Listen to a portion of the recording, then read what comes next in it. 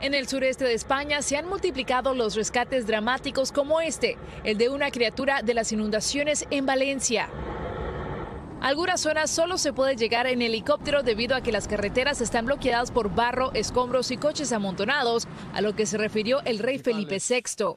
Expresar el pésame y la tristeza por tantas pérdidas de vidas humanas. El rey Felipe también advirtió que la emergencia aún no se acaba, ya que el país emitió otra advertencia de tormenta para hoy en parte de la región de Valencia, devastada por el mal tiempo.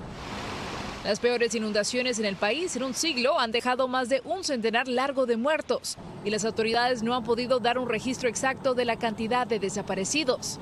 No he visto nunca esto, nada, nunca se ha visto esto. Pero no solo las personas, muchas mascotas han tenido que ser rescatadas de lugares donde el agua alcanzó niveles nunca vistos, con el riesgo que también suponía para sus salvadores.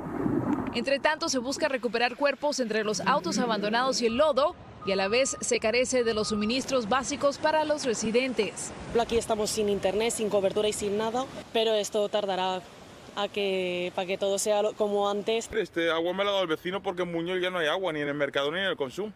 Y nos toca desplazarnos a la gente que conocemos. Ante la devastación, el gobierno de España decretó 3 días de luto, mientras que el Papa Francisco se sumó a las condolencias por la tragedia. Te quiero expresar mi cercanía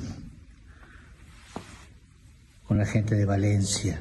Imágenes de satélite de la Agencia Espacial Europea muestran el antes y el después de la zona, tras el fenómeno conocido como Dana, que cambió el paisaje dramáticamente y arrebató seres queridos de muchos vecinos en la zona.